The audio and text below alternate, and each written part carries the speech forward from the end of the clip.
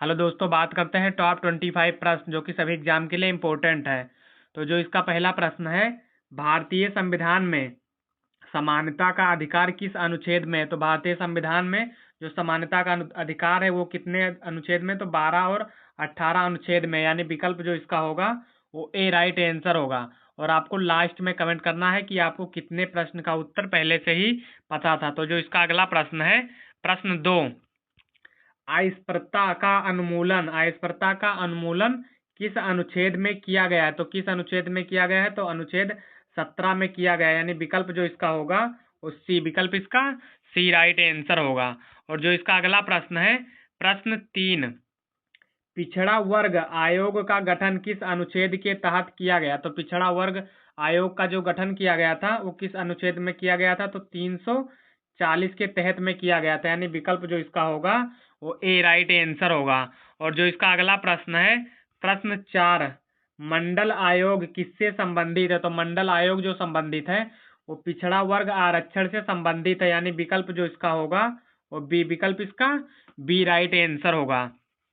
और इसका अगला प्रश्न है, प्रश्न 5, मंडल आयोग की स्थापना किस वर्ष हुई? तो मंडल आयोग की जो स्थापना हुई थी वो 1779 ईस्वी में हुई थी, यानी विकल्प जो इसका भी होगा वो ए राइट आंसर होगा। और जो इसका अगला प्रश्न है, प्रश्न 6, भारत में ओबीसी आरक्षण कितने प्रतिशत है? तो भारत में जो ओबीसी आरक्षण है वो कितने प्रतिशत है? तो 27% है, यानी विकल्प जो इसका होगा वो बी, विकल्प इसका बी राइट आंसर होगा।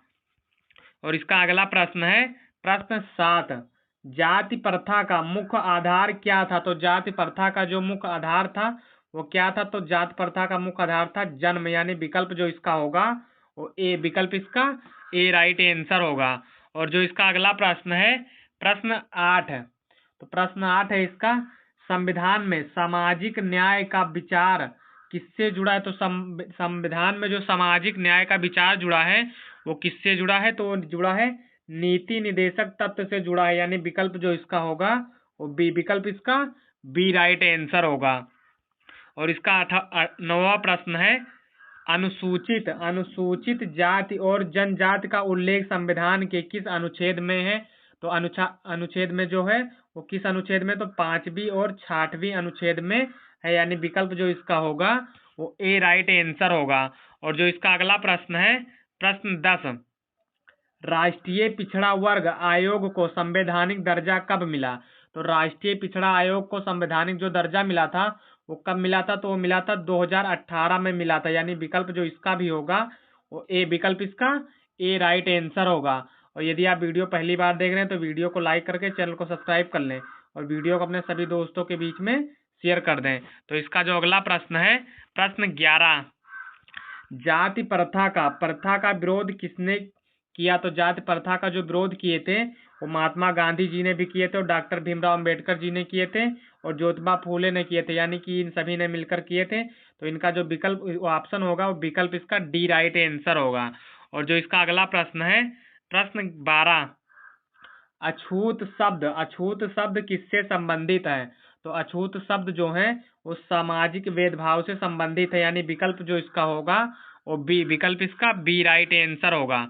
और जो इसका अगला प्रश्न है, प्रश्न 13, आरक्षण का मुख्य उद्देश्य क्या है? तो आरक्षण का जो मुख्य उद्देश्य है वो क्या है? तो सामाजिक समानता है, यानी विकल्प जो इसका भी होगा वो बी, विकल्प इसका बी राइट आंसर होगा। और जो इसका अगला प्रश्न है, प्रश्न 14, भारत में पहली बार जाति आधारित जनगणना कब हुई? तो जात आधारित जो जनगणना हुई थी वो पहली बार हुई थी 1931 ईस्वी में हुई थी, यानी विकल्प जो इसका होगा वो बी राइट आंसर होगा। और जो इसका अगला प्रश्न है, प्रश्न 15, पिछड़ा वर्ग आयोग के प्रथम अध्यक्ष कौन थे? तो पिछड़ा वर्ग आयोग के जो प्रथम अध्यक्ष थे वो कौन थे? तो वो थे काका कलेकर थे, यानी विकल्प जो इसका होगा वो ए, विकल्प इसका ए राइट आंसर होगा। और जो इसका अगला प्रश्न है, प्रश्न 16, मंडल आयोग की सिफारिश कब लागू हुई? तो मंडल आयोग की जो सिफारिश लागू हुई थी वो कब लागू हुई थी? तो 1990 में लागू हुई थी, यानी विकल्प जो इसका होगा वो बी राइट आंसर होगा। और जो इसका अगला प्रश्न है, प्रश्न 17, जातिवाद से समाज पर क्या प्रभाव पड़ता है? तो जातिवाद से जो समाज पर प्रभाव पड़ता है वो पड़ता है विभाजन, यानी कि बंटना होता है, यानी विकल्प जो इसका होगा वो बी राइट आंसर होगा। और जो इसका अगला प्रश्न है, प्रश्न 18 यानी कि 18, सामाजिक भेदभाव को रोकने के लिए कौन सा कानून है? तो सामाजिक भेदभाव को रोकने के लिए जो कानून है वो SC एक्ट है, यानी विकल्प जो इसका होगा वो ए विकल्प इसका ए राइट आंसर होगा। और इसी तरह जो इसका अगला प्रश्न है, प्रश्न 19, समान अवसर पर समान अवसर का अधिकार किससे संबंधित है? तो समान अवसर का जो अधिकार संबंधित है वो अनुच्छेद 16 से संबंधित है, यानी विकल्प जो इसका होगा वो ए विकल्प इसका ए राइट आंसर होगा। और इसी तरह इसका जो अगला प्रश्न है, प्रश्न 20, जाति प्रथा किस काल में अधिक मजबूत थी? तो जाति प्रथा जो थी वो किस काल में अधिक मजबूत थी? तो उत्तर वैदिक काल में अधिक मजबूत थी, यानी विकल्प जो इसका होगा और बी विकल्प इसका बी राइट आंसर होगा। और जो इसका अगला प्रश्न है, प्रश्न 21, प्रश्न 21 है, राष्ट्रीय पिछड़ा वर्ग आयोग की स्थापना कब हुई? तो राष्ट्रीय पिछड़ा वर्ग आयोग की जो स्थापना हुई थी वो स्थापना कब हुई थी? तो 1993 ईस्वी में हुई थी, यानी विकल्प जो इसका होगा वो ए राइट आंसर होगा। और इसका अगला प्रश्न है, प्रश्न 22, मंडल आयोग किससे संबंधित है? तो मंडल आयोग जो संबंधित है वो पिछड़ा वर्ग आरक्षण से संबंधित है, यानी विकल्प जो इसका होगा वो बी राइट आंसर होगा।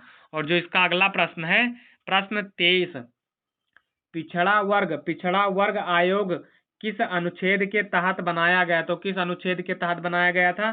तो 340 अनुच्छेद के तहत में बनाया गया था, विकल्प इसका ए राइट आंसर होगा। और जो इसका अगला प्रश्न है, प्रश्न 24, भारत में ओबीसी आरक्षण प्रतिशत कितना है? तो अभी हम ऊपर बता चुके हैं कितना था, 27% था, यानी विकल्प जो इसका होगा वो ए विकल्प इसका ए राइट आंसर। और जो इसका लास्ट प्रश्न है, सामाजिक न्याय का उद्देश्य क्या है? तो सामाजिक न्याय का जो उद्देश्य है वो है समानता स्थापित करना, यानी विकल्प जो इसका होगा वो बी विकल्प इसका बी राइट आंसर होगा।